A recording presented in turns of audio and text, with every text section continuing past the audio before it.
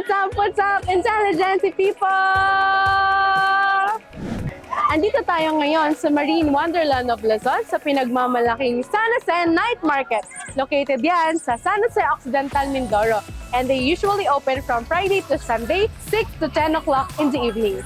Tingnan nyo ngayon guys kung gaano ka-busy ang mga tao dito sa San Jose Market. Kaya napakagandang opportunity ito para sa mga local entrepreneur na magkaroon ng small business dito sa San Jose Night Market. And for today's video ay magkakaroon tayo ng 500 pesos challenge. Kaya titingnan natin kung kakasya ba ang mga pinamili at bibilihin natin sa halagang 500 pesos lang. Mabubusog kaya tayo sa halagang 500 pesos lang? May sukli pa ba? O may barya pa ba? Pamasahe pa uwi? Let's see! Tara, samahan niyo ako.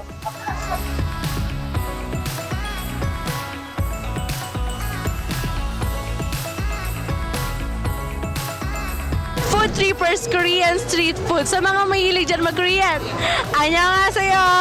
Tingnan natin kung ano yung mga products na meron sila ate. Ate, ano po ba yung mga produkto po ninyo sa inyo pong shop? Meron po kaming Korean corn dogs. Gaya po nung tinakain ko ngayon. Marami pong klase like potato corn dogs, ramyun corn dog, mozzarella, cheddar cheese, tsaka meron din pong combination ng cheese at mozzarella. Meron din pong mga street food sa Korea like gaya po na tong sea urchin bun. Meron po siyang laman sa loob. Para siyang mini siopaw. Pero yung laman niya po sa loob ay sea urchin. Ito din pong crab claw. Pwede din po kainin yung mismong claw niya po. Pati ito pong lobster ball. Ito naman pong moon roll. Gawa po siya sa fish. Ganon din po yung sa prawn roll. May laman din po siya sa loob. Meron din po kaming inad na yung crablets po. Mga mini crabs po siya na malutong po. Tsaka may calamares din po. Tsaka tempura po. Naubos na po kasi yung tempura. Tingnan niyo naman kaya ka-intelligentsia kung gaano patok na ubos na yung mga ibang paninda nila ate dito. Ano nga pong pangalan po ninyo? Yula po. Yula? Ayan, Yula. Very Korean din na napaka-friendly name ni Ate Yula. Alam niyo naman na dito sa San Jose ay mayaman din yung mga tao dito sa mga pangingisda, ganyan. Kaya maganda yung restaurant na to or maganda yung street food na to sa ganitong hanap buhay or business. Yeah, matitikman na natin ang kanilang street food. Ayan.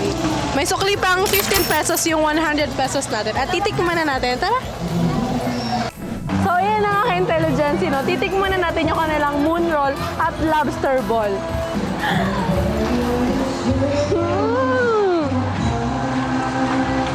Grabe, lobster ball. May lobster flavor talaga sa loob at nanonood yun. So, dito naman tayo sa moon roll.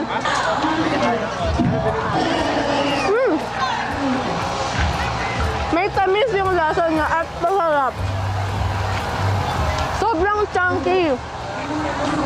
Sulit na sulit sa 35 pesos lang. So kung mahilig ka sa street food na mga seafood, lalo na kung mahilig ka rin sa Korean street food, maganda yung stall nila ate dito na pwede mong balik-balikan. Dito lang yan sa San Jose Night Market. So ngayon mga intelligentsia, kahit busy-busy yung mga tao dito ngayon, kitang-kita nyo naman kung gaano ka-busy yung mga buyers natin dito na patok sa kanila yung ating San Jose Night Market. Magtatanong din tayo ng random na naka-intelligentsia din natin kung ano ba yung binabalik-balikan nila dito sa ating San Jose Night Market. Ayan. Yes. Ano pong pangalan po ninyo? Ay, CJ po. Ayan. Hello, CJ. Hello ka naman sa ating mga ka-intelligentsia people. Ayan. So, ano po ba yung binabalik-balikan nyo dito sa San Jose Night Market? Ay, first of all po, pagkain po. Napakasarap po ng pagkain natin dito. So, ano yung paborito mong street food dito? Among the street foods dito meron tayo sa San Jose Night Bukod Market. po sa corn dog, yung grilled balot po. Masarap po siya. Ay, oo, dahil sobrang trending ngayon ng grilled Yes po. balot, diba? So, ano namang masasabi mo doon sa grilled balot? Bumili ka ba tonight? Yes po, kakatapos ko lang po. May balot pa nga po po eh. Hindi naman halatang amoy balot si Crazy J, parang amoy Baby Johnson powder. Wow! So, ano naman yung message mo sa mga intelligentsia people natin na gustong bumisita dito sa ating San Jose Night Market? Sulitin nyo na po, hanggat nandito po night market po. Maganda po talaga. Thank you so much po. At enjoy po among the night. Uy, nakikita nyo ba yung nakikita ko? May lapas ba choy sa likod ko? What if kung itry natin? What if lang naman? Tara. Kuya, magkano po yung lapas batchoy po ninyo? 40 lang po, ma'am. Ano po yung mga flavor po ng lapas batchoy? Beef. Pork at saka chicken po. So sa halagang 40 pesos po, no, at saka may 50 pesos tip po kayo. Pwede, Egg na po yun. with egg na po yung 40 pesos po. Ayan. Bibili tayo ng beef lapas batchoy nila kuya. Isa nga pong order po. Ano pong mga ingredients po gawa yung lapas batchoy po ninyo? Boy, meron din po nga tayo ng baka at saka baboy. And then, may ano po siya ng... Yung kanyang sabaw po ay pinakuluan sa laman po ng baka. So yun guys, no, malapit na natin na matikman. Wow, kitang-kita yung chicharon guys. At hinahanap ko kung saan nakalagay yung itlog eh. Ayan, so nasa loob siya. Nag-mix na siya doon sa ibang ingredients ng lapas batchoy. So titikman mo natin yung sabaw. So dito sa San Jose, meron din silang lapas batchoy na ginagawa. Dito lang yan sa San Jose Night Market. Lasang lasa yung chili oil nila, sobrang sarap. So titikman din natin na may beef na halo.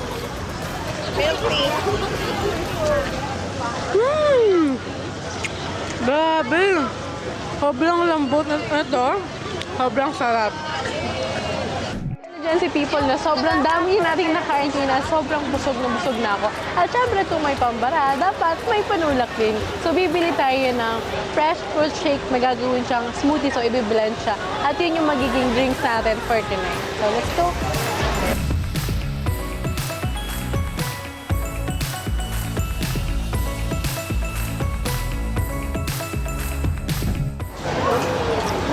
So ito na nga yung fresh fruit chicken. Sobrang laki sa halagang 55 pesos lang. At alam nyo ba, hindi lang 1, hindi lang 2, hindi lang 3, kundi 4 flavors ang meron dito. Pineapple, mango, orange, and papaya. Sobrang sulit sa halagang 55 pesos lang.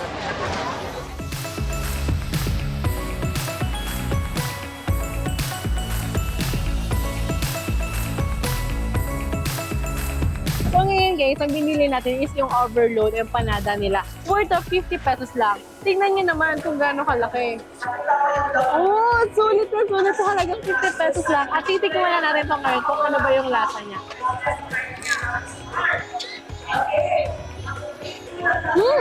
Napakakrimi sa loob. Lasang-lasa mo yung melted cheese. Dito pa lang, busog na ako sa halagang 50 pesos. Pero napadami na yung kain namin kanina kaya hindi ko na mabawi eh. Sobrang sarap! So ngayon, Intelligency people, kasama ko ngayon si Ate Isay and Kuya Vince. Kaway naman po kayo sa ating mga Intelligency people. Hi! So kayo po ba ay mag-boyfriend or girlfriend or mag-asawa or ano po? Magjowa po. Ayan, mag-jowa. Sana all may jowa. So ano po ba yung ang ginagawa po ninyo ngayon dito sa San Jose Night Market? Nag-iikot-ikot lang, tapos titignan ko ano yung makakain. Siyempre, alam mo, gutumin. Ano po ba yung mga kinain po ninyo dito sa San Jose Night Market? Kakarating lang po namin. So mag-iikot pa lang sila actually dito sa San Jose Night Market. So ano po ba yung looking for? Ayan, anong looking forward po ninyo na mga pagkain or stall na gustong bisitahin? Chicken wings, sushi, and etc. Yan, madami silang gustong bisitahin dito sa San Jose Night Market. And hopefully po na mag-enjoy kayo. So enjoy po and thank you so much po once again. So yun mga ka-intelligency, kanina no, medyo nabusog na ako pero hindi pa ako pagod dahil meron pa tayong natitirang budget para sa ating 500 peso challenge. At ngayon, ang pupuntahan naman natin ay yung mga crafts na gawa ng mga Mindoreño dito. Titingin tayo kung ano yung pwede nating bilhin. Ate, magkano po yung ganito po ninyo? Po yung tawag po dito? Yan, pangkamot. Literal na pangkamot, no? Yan! Super dali lang yan gamitin kapag nangati yung likod nyo. Yan, ganyan lang. At super ganda into details yung pangkamot nila ate. Ano pong pangalan ng shop po ninyo? JC Native Craft. Dapat yung mga ganitong local store ay sinusuportahan din natin. At dahil ate sobrang ganda ng pangkamot mo, bibilihin ko na to. Ayan! So sa halagang 100 pesos ay meron na tayong pangkamot na super ganda at super into details nga ng kanilang pangkamot. At hindi lang ang pangkamot ang meron sila ate, meron silang mga basket.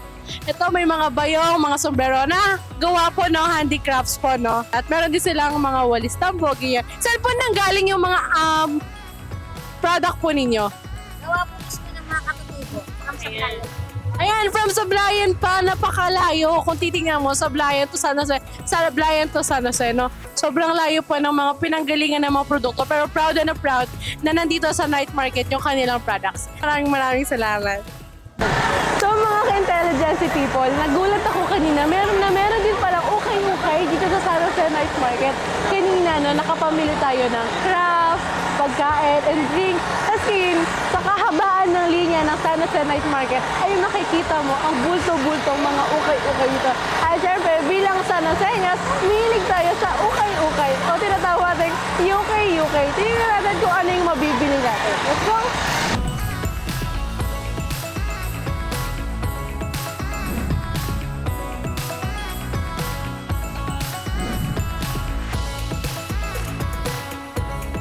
Wow, may pa-sticker pa si ate from, ano na nga po pangalan ng ukay-ukay po? Ayan, CN Clothing.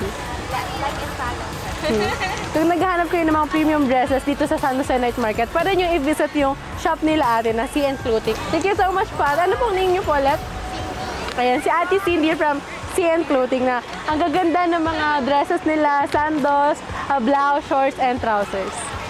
Thank you so much.